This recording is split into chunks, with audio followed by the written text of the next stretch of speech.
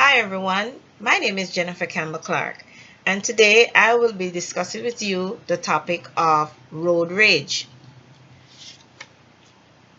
I'm going to make you aware of road rage, the causes, the consequences, and how to prevent it. Let me ask you first, have you ever been in a situation where you are mad on the road? That's road rage. Let's ask ourselves some questions. How often do you honk your horn? Do you drive selfishly? Do you try to beat the red light? Have you ever caused an accident? Sometimes we switch lanes, don't we? And we sometimes drive as if we're the only one on the street.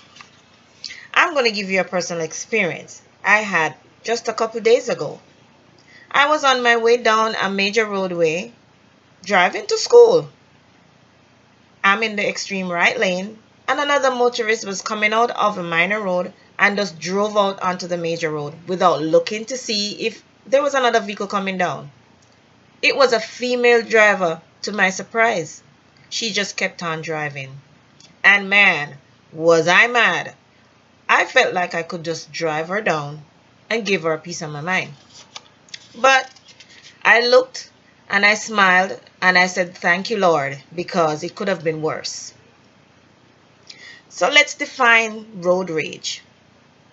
It's usually aggressive, violent behavior from uncontrolled anger from someone who may be having psychological problems or just plain impatient.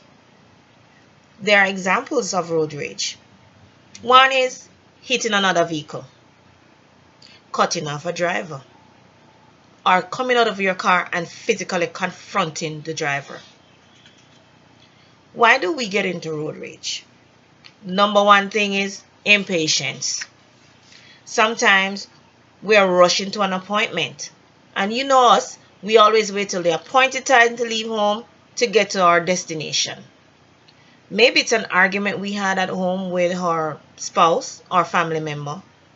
Or seriously, if we had just got fired from a job, you know we're mad at the world. I'd like to let you know what the National Highway Traffic Safety Administration surveyed. They found out that more than half of the traffic fatalities were caused by road rage.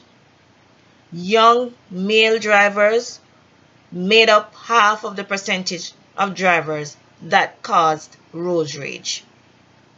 At least 2% of the persons admitted that they got into physical confrontation with people on the road. That's sad. That shows us that we're not keen on driving for everyone. We're just driving for ourselves. Let's look at the triggers. What caused us to get into a road rage? Honking. Honking our horns excessively. Tailgating. You know what that feels like when someone is right under your bumper. Speeding. The number one reason. They're always rushing to get somewhere.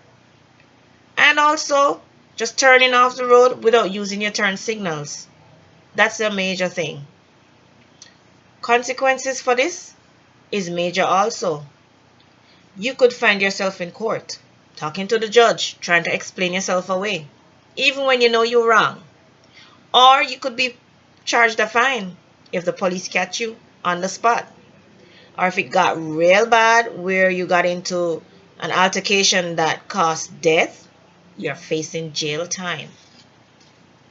So let's look at how we can prevent it. Try not to escalate the situation. Always try to drive at the minimum safe distance that is required by us of the law. Put on some soothing music. Play some nice music that will relax you. That you won't feel, upset when somebody even do something that you know is not right. Never make eye contact with other motorists, because that's what they're waiting on. For you to look at them so they can get the courage to keep on going at you. Never give in to anger, because that is just escalating the situation more.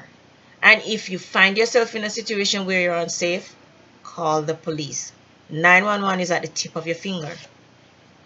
We must always remember that the road law says it's supposed to be shared. We're not the only ones driving, and nobody is perfect. Let us think twice before we get into an argument with somebody over something simple. It takes two to start a fight. And please, everyone, be safe.